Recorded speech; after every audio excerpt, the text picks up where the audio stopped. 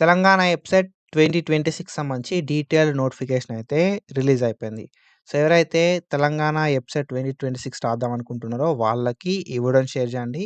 So, engineering అయినా సరే, agriculture, pharmacy so, ఏది రాద్దాం అనుకున్నా కూడా సో, ఈ వీడియో అయితే హెల్ప్‌ఫుల్ ఉంటది. ఎవరు ఎలిజిబుల్ అయితారు అండ్ ఏ కోర్సెస్ అన్నది మనకు అవైలబుల్ ఉన్నాయి. ఏ కోర్సెస్‌కి ఏ ఎలిజిబిలిటీ ఉండాలి, ఫీ ఎంత ఉంటది అండ్ ఇంపార్టెంట్ డేట్స్ ఏంది, అప్లికేషన్స్ ఎప్పుడు స్టార్ట్ అయితాయి అండ్ ఎప్పటిదాకా అప్లికేషన్ చేసుకోవడానికి టైం ఉంటది. లేట్ ఫీ తోటి ఎప్పటిదాకా అప్లికేషన్ చేసుకోవచ్చు.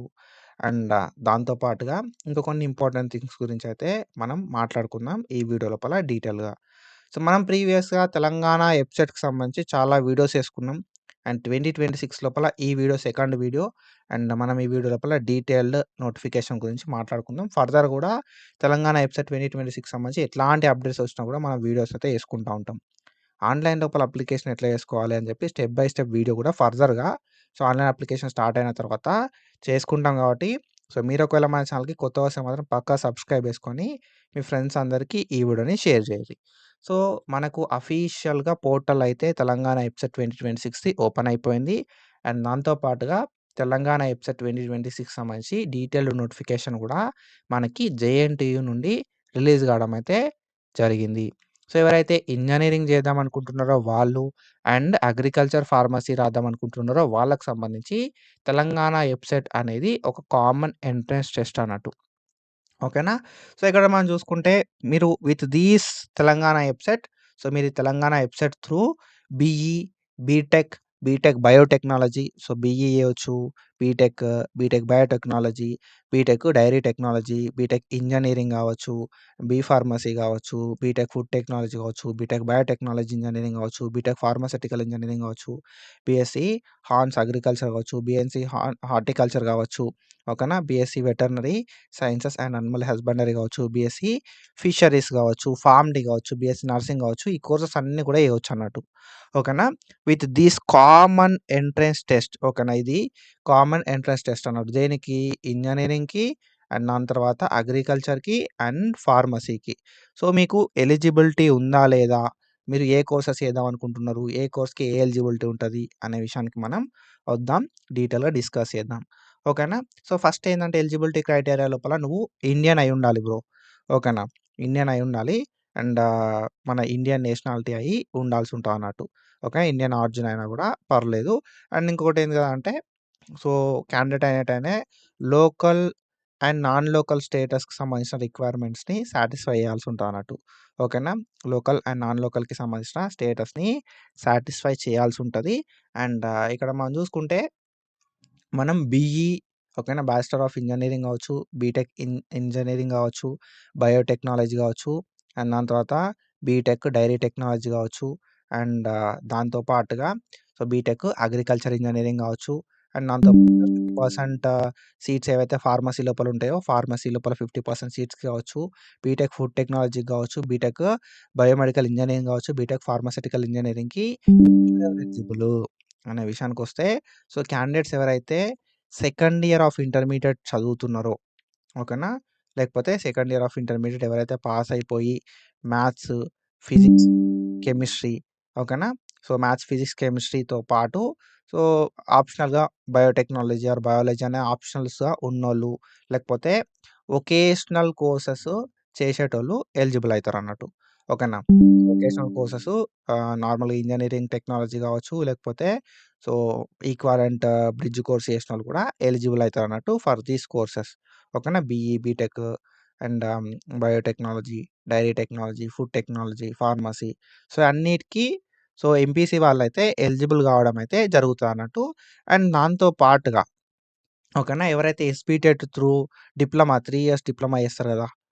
10థ్ తర్వాత. సో, వాళ్ళు గూడా ఎలిజిబుల్ అయితారన్నట్టు. సో, ఈ ఏవైతే కోర్సెస్ చేయడానికి. ఓకేనా? సో, అండ్ దాంతో పాటుగా ఏంది గదా అంటే, సో, ఎవరైతే ఫిజిక్స్, కెమిస్ట్రీ అండ్ బయాలజీ అనేది సబ్జెక్ట్స్‌లా ఉంటాయో వాళ్ళు గూడా ఈ కోర్సెస్ చేయడానికి ఎలిజిబుల్ అవుతారు. ఓకేనా? అండ్ మనకొకటేంది గదా అంటే మ్యాథమెటిక్స్ అనేది బయోటెక్నాలజీ చేద్దాం అనుకున్నోళ్ళకి మ్యాథమెటిక్స్ అనేది ఉండాల్సుంటదన్నట్టు.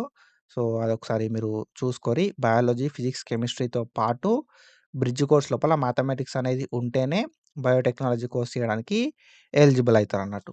ఓకేనా? సో, ఇది అండ్ మీరు ఈ కోర్సెస్ చేయడానికి మినిమమ్ 45% ఆఫ్ ద మార్క్స్ అనేది రావాల్సి ఉంటదన్నట్టు మన ఇంటర్మీడియేట్ లోపల. అండ్ 40% ఆఫ్ ద మార్క్స్ అయితే రిజర్వేషన్ ఉన్న వాళ్ళకి రావాల్సి ఉంటదన్నట్టు. ఓకేనా? అండ్ ఏజ్ విషయానికొస్తే అప్పర్ ఏజ్ లిమిట్ ఏముండది. అండ్ మినిమమ్ అయితే 16 ఇయర్స్ ఆఫ్ ఏజ్ అయితే ఉండాల్సి ఉంటదన్నట్టు. యాస్ ఆన్ 31 డిసెంబర్ 2026 వరకి. ఓకేనా? అండ్ కొన్ని కోర్సెస్‌కేందంటే ఫార్మసీ, ఇంజినీరింగ్‌కైతే అప్పర్ ఏజ్ లిమిట్ ఏముండది. మనకు బేసిక్‌గా 16 ఇయర్స్ ఆఫ్ ఏజ్ ఉంటే సరిపోతది. And in in some situations ఏందంటే బీటెక్ గాని, ఓకేనా? BTech, dairy technology, agriculture engineering, food technology చేద్దాం అనుకున్నోళ్ళకి మినిమమ్ 17 ఇయర్స్ ఆఫ్ ఏజ్ అయితే ఉండాల్సుంటది. And maximum 22 years of age అనేది ఉండాల్సుంటదన్నట్టు. ఓకేనా? అండ్ ఎస్సీ, ఎస్టీకి 25 ఇయర్స్ వరకు ఏజ్ రిలాక్సేషన్ కూడా ఉంది. బీఎస్సీ అగ్రికల్చర్ చేద్దామనుకున్నా అండ్ దాంతో పాటుగా BSc horticulture, veterinary and animal husbandry, fisheries and దాంతో పాటుగా 50% రిమైనింగ్ సీట్స్ ఉన్నాయి గదా! బీటెక్ ఫుడ్ టెక్నాలజీ లోపల అండ్ దాంతో పాటుగా బయోమెడికల్ ఇంజినీరింగ్ లోపల, ఫార్మాస్యూటికల్ ఇంజినీరింగ్ లోపల సో, ఏవైతే 50% సీట్స్ ఉన్నాయో వాటికి సంబంధించి సో, ఒక రికగ్నైజ్డ్ ఓకేనా 10+2 ప్యాటర్న్ లోపల సో, రికగ్నైజ్డ్ బోర్డ్ నుండి మనకు కింద ఇచ్చిన సబ్జెక్ట్స్ అయితే పాస్ కావాల్సి ఉంటదన్నట్టు. ఫర్ అగ్రికల్చర్ ఫిజికల్ సైన్సెస్ ఉండాలే, బయాలజికల్ సైన్సెస్ ఉండాలే and agriculture, vocational in agriculture ఉన్నా సరిపోతదన్నట్టు. ఓకేనా? సో, మనం ఇక్కడ జూసుకుంటే ఎనీ 2 ఆఫ్ ద సబ్జెక్ట్స్ ఉంటే సరిపోతది. ఓకేనా? Any 2 or 3 of the subjects ఏవైతే ఉన్నాయో అవి సరిపోతాయన్నట్టు. సో, మీరు ఒకవేళ అగ్రికల్చర్ చేద్దాం అనుకున్నారనుకో, మనకి ఎట్లా చేసి ఇంటర్మీడియేట్ క్వాలిఫికేషన్ ఉంటది. అండ్ దాంతో పాటుగా ఫిజికల్ సైన్స్, బయాలజికల్ సైన్స్ అయితే ఉంటదన్నట్టు. ఫిజిక్స్, బాటనీ, జువాలజీ అనేది ఉంటది మనకి. అగ్రికల్చరు అండ్ వొకేషనల్ లోపల ఇవి ఉన్నా లేకపోయినా ఏం కాదన్నట్టు. పెద్ద ప్రాబ్లమ్ కాదు. అండ్ హార్టికల్చర్ విషయానికొస్తే physical science, biological science, agriculture, vocational in agriculture, horticulture కూడా. అండ్ నేను దాని తర్వాత మనం చూసుకుంటే వెటర్నరీ లోపల చూసుకుందాం. సో, వెటర్నరీ లోపల మనం చూసుకుంటే వెటర్నరీ అండ్ యానిమల్ హస్బెండరీ లోపల ఫిజికల్ సైన్స్, బయాలజికల్ సైన్స్ ఉంటే సరిపోతది. ఫిషరీస్ లోపల physical science, biological science, vocational లోపల ఫిషరీస్ ఉన్నా సరిపోతది మనకి. అండ్ దెన్ దాని తర్వాత BTech food technology. BTech food technology లోపల మ్యాథమెటిక్స్, ఫిజికల్ సైన్స్ అనేది మ్యాండేటరీ. ఓకేనా? సో, మ్యాథమెటిక్స్, ఫిజికల్ సైన్స్ అనేది మ్యాండేటరీ. లేకపోతే సో, మనకేంది గదా! అంటే ఫిజికల్ సైన్స్, బయాలజికల్ సైన్స్ అనేది ఉండాల్సుంటదన్నట్టు. ఓకేనా? So, physical science, biological science అనేది ఉండాలి. లేదు అంటే మ్యాథమెటిక్స్, ఫిజికల్ సైన్స్ అనేది ఉండాల్సుంటదన్నట్టు. ఓకేనా? అండ్ నేను దాని తర్వాత నర్సింగ్. బీఎస్సీ నర్సింగ్ చేద్దాం అనుకుంటే నార్మల్‌గా 10+2 లోపల బాటనీ, జువాలజీ, ఫిజిక్స్, కెమిస్ట్రీ అనేది ఉంటే సరిపోతది. ఓకేనా? సో, మీరు ఏది ఏ ఏ క్వాలిఫికేషన్ ఉన్నా గూడా మీకు పైన ఉన్న క్వాలిఫికేషన్స్ లోపల ఏ క్వాలిఫికేషన్ ఉన్నా గూడా మీరు డెఫినెట్‌గా బయాలజీ, ఫిజిక్స్, కెమిస్ట్రీ అనేది అటెంప్ట్ చేయాల్సుంటది 2026 లోపల. ఇది అటెంప్ట్ చేస్తేనే ఇందులోపల మీకు మంచి మార్క్స్ అనేవి వస్తది. ఇందులోపల మీరు క్వాలిఫై అయితేనే మీరు ఫర్దర్‌గా ఈ కోర్సెస్ చేయడానికి ఛాన్స్ అయితే ఉంటదన్నట్టు. ఓకేనా? అండ్ మనకి 17 ఇయర్స్ ఆఫ్ ఏజ్ అనేది ఉండాల్సి ఉంటదన్నట్టు for pursuing these courses. So, agriculture గావచ్చు, బీఎస్సీ నర్సింగ్ గావచ్చు, లేకపోతే బీటెక్ ఫుడ్ టెక్నాలజీ గావచ్చు, ఫిషరీస్ గావచ్చు, వెటర్నరీ గావచ్చు, హార్టికల్చర్ గావచ్చు, అగ్రికల్చర్ గావచ్చు, ఇవన్నీ చేద్దామంటే మినిమమ్ 17 ఇయర్స్ ఆఫ్ ఏజ్ ఉండాలి. మాక్సిమం 22 ఇయర్స్ ఆఫ్ ఏజ్ అనేది ఉండాల్సుంటది. అండ్ 25 ఇయర్స్ ఆఫ్ ఏజ్ అనేది ఏజ్ రిలాక్సేషన్ అనేది ఉంటదన్నట్టు. ఓకేనా? అండ్ దాంతో పాటుగా ఫార్మసీకి సంబంధించి, బీటెక్‌కి సంబంధించి and BTech, BTech biomedical engineering గావచ్చు, బీటెక్ ఫార్మాస్యూటికల్ ఇంజినీరింగ్‌కి సంబంధించి 50% ఆఫ్ ద రిమైనింగ్ సీట్స్ ఏవైతే ఉన్నాయో అవి బైపీసీ వాళ్ళకుంటాయన్నట్టు. సో, 50% ఎంపీసీ వాళ్ళకుంటాయి. 50% బైపీసీ వాళ్ళకుంటాయి. సో, ఇక్కడ మీరు చూసుకుంటే మనం ఇందాక డిస్కస్ చేసినప్పుడు ఇక్కడ బీటెక్, ఫుడ్ టెక్నాలజీ గాని, ఓకేనా? బయోమెడికల్ ఇంజినీరింగ్ గాని, ఫార్మాస్యూటికల్ ఇంజినీరింగ్ 50% సీట్స్ అనేది ఎంపీసీ వాళ్ళయి ఇవి. ఓకేనా? సో, ఎంపీసీ లోపల మ్యాథమెటిక్స్, ఫిజిక్స్, కెమిస్ట్రీ అనేది ఉండాల్సుంటదన్నట్టు మెయిన్ సబ్జెక్ట్స్ లాగా. అండ్ దాంతో పాటుగా బ్రిడ్జ్ కోర్సు అవి ఇవి ఉన్నా గూడా వీళ్ళకి ఎలిజిబిలిటీ ఉంటది. ఇంటర్మీడియేట్ ఆర్ ఇట్స్ ఈక్వాలెంట్ ఉన్నప్పుడు గూడా మనకు ఏదైతే మన Telangana board of intermediate education ఉంటదో దానికి ఈక్వాలెంట్ ఉన్నప్పుడు గూడా సో, మనకు ఈ కోర్సెస్ చేయడానికి ఛాన్స్ అయితే ఉంటదన్నట్టు. ఓకేనా? సో, ఫార్మసీ గాని, food technology, BTech, biomedical engineering, pharmaceutical engineering లాంటి కోర్సులు. అండ్ ఇంకా ఒక 50% ఆఫ్ ద సీట్స్ ఎవలికి ఉంటాయి గదా! మరంటే సో, ఇందులోపల ఫార్మసీకి సంబంధించిన 50% సీట్స్, బయోమెడికల్‌కి సంబంధించిన 50% సీట్స్, ఫార్మసీకి సంబంధించిన 50% సీట్స్ ఎవరికుంటాయి గదంటే బైపీసీ వాళ్ళకుంటాయన్నట్టు. ఓకేనా? ఇంటర్మీడియేట్ 10+2 లోపల ఫిజిక్స్, కెమిస్ట్రీ అండ్ బయాలజీ అనేది సబ్జెక్ట్స్ లాగా ఉండాల్సుంటదన్నట్టు. ఓకేనా. ఒకవేళ మీరు డిప్లొమా కోర్సెస్ చేసినా కూడా ఓకేనా, SBTET through diploma final year pass అయినా లేకపోతే ఫైనల్ ఇయర్ చదువుతున్నా గూడా యూ కెన్ పర్స్యూ అంటే ఈ తెలంగాణ ఎబ్సెట్ రాయడానికి ఛాన్స్ అయితే ఉంటది. ఫార్మసీ లోపల BTech biomedical engineering, BTech pharmaceutical ఇంజినీరింగ్‌కి ఎళ్ళడానికి ఛాన్స్ అయితే ఉంటదన్నట్టు. ఓకేనా. సో, ఈ ఫార్మసీ గాని, బీటెక్ బయోమెడికల్ ఇంజినీరింగ్ గాని, ఫార్మాస్యూటికల్ ఇంజినీరింగ్ గాని చేయడానికి 16 ఇయర్స్ ఆఫ్ ఏజ్ అనేది మినిమమ్ కంప్లీట్ కావాల్సుంటది.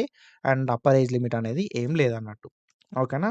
అండ్ దాని తర్వాత మనం చూసుకుంటే అండ్ ఫర్ ఫార్మ్ డీకి విషయానికొస్తే 50% ఆఫ్ ద సీట్స్ అయితే ఎంపీసీ వాళ్ళకుంటాయి. అండ్ 50% ఆఫ్ ద సీట్స్ అయితే బైపీసీ వాళ్ళకుంటాయన్నట్టు. ఓకేనా.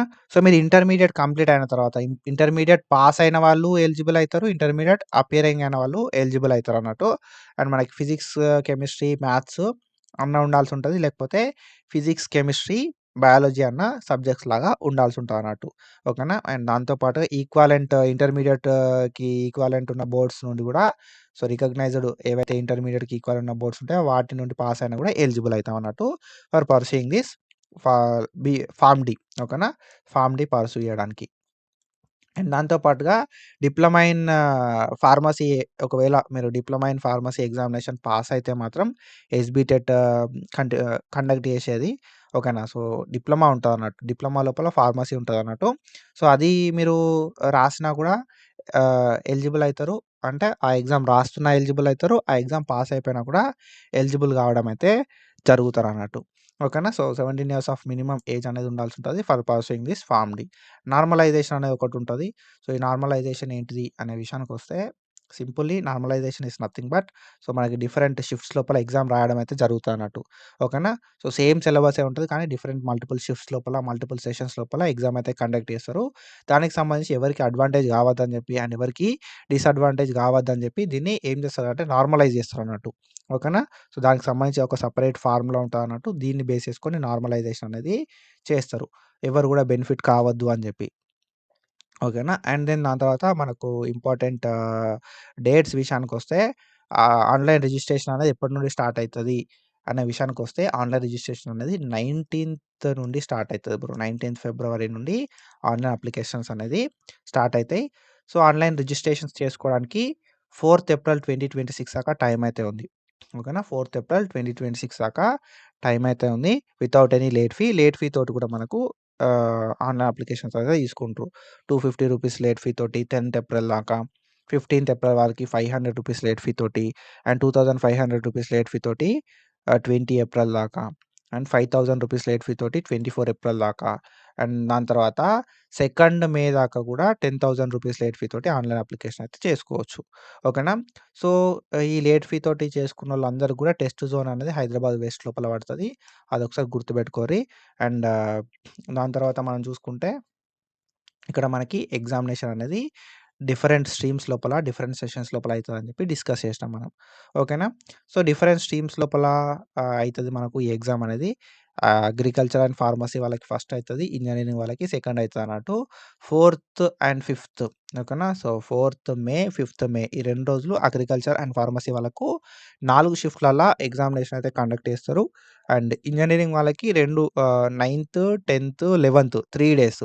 ఓకేనా. 9థ్, 10థ్, 11థ్ ఈ 3 డేస్ మొత్తం 6 షిఫ్ట్స్ లోపల ఎగ్జామ్ అయితే కండక్ట్ చేయడం అయితే జరుగుతదన్నట్టు. మార్నింగ్ షిఫ్ట్ అంటాం, ఆఫ్టర్‌నూన్ షిఫ్ట్ అంటాం. మనకి 9 ఏఎం నుండి 12 పీఎం దాకా మనకు ఈ ఎగ్జామ్ అయితే అయితదన్నట్టు ఒక రోజు లోపల. సో, అట్లా ఒక రోజులో 2 సెషన్స్ అయితే ఉంటాయి. అండ్ రెండో సెషన్ అనేది 3 మే ఆహ్, తా మన 3 పీఎం నుండి 6 పీఎం దాకా ఈ ఎగ్జామ్ అయితే కండక్ట్ చేయడం అయితే జరుగుతదన్నట్టు. అండ్ అప్లికేషన్ ఫీ విషయానికొస్తే ఎస్సీ, ఎస్టీకి రూ. 500 ఉంటది. ఎస్సీ, ఎస్టీ, పీడబ్ల్యూడీకి అది ఏ స్ట్రీమ్ అయినా సరే, ఇంజినీరింగ్ స్ట్రీమ్ అయినా సరే, అగ్రికల్చర్ ఫార్మసీ స్ట్రీమ్ అయినా సరే. అండ్ రూ. 900 అనేది ఫర్ ఇంజినీరింగ్ స్ట్రీమ్ అయితే ఉంటదన్నట్టు. అండ్ దాంతో పాటు అగ్రికల్చర్ స్ట్రీమ్ అయితే ఉంటది ఫర్ ఓసీ అండ్ బీసీకి. ఓకేనా. ఓసీ, బీసీకి రూ. 900, ఎస్సీ, ఎస్టీ, పీడబ్ల్యూడీకి రూ. 500 అయితే ఉంటదన్నట్టు. సో, 2 స్ట్రీమ్‌లకు అప్లై చేసుకుంటా అనుకున్నోళ్ళకి రూ. 1000 1800 ఏం లేదు సింపుల్‌గా. దీన్ని డబుల్ ఓకేనా. సో, 500 ఇంటూ 2 900 ఇంటూ 2 ఓకేనా. సో, ఇది అండ్ ఎంత తొందర పాసిబుల్ అయితే అంత తొందర అప్లికేషన్ పెట్టుకోరి అని చెప్పి నేనైతే చెప్తా. అండ్ మనకైతే సెంటర్స్ మన డిస్ట్రిక్ట్ లోపల పక్కా ఉంటాయి. ఒక్క సెంటర్ అయినా ఉంటది. కాబట్టి ఎంత తొందర అప్లికేషన్ చేసుకుంటే అంత తొందర మన సెంటర్ లోపల ఎగ్జామ్ రాయడానికి ఎక్కువ ఛాన్స్ అయితే ఉంటదన్నట్టు. ఓకేనా? సో, ఐ హోప్ మీ అందరికీ క్లారిటీ వచ్చిందని చెప్పి అనుకుంటున్నాను నేను. సో, ఎలిజిబిలిటీకి సంబంధించి ప్రతి దానికి సంబంధించి అండ్ ఫర్దర్‌గా కూడా మనం సో, డీటెయిల్‌గా మాట్లాడుకుందాం. And that's it for today guys. Follow for more content. Thank you so much. Signing off.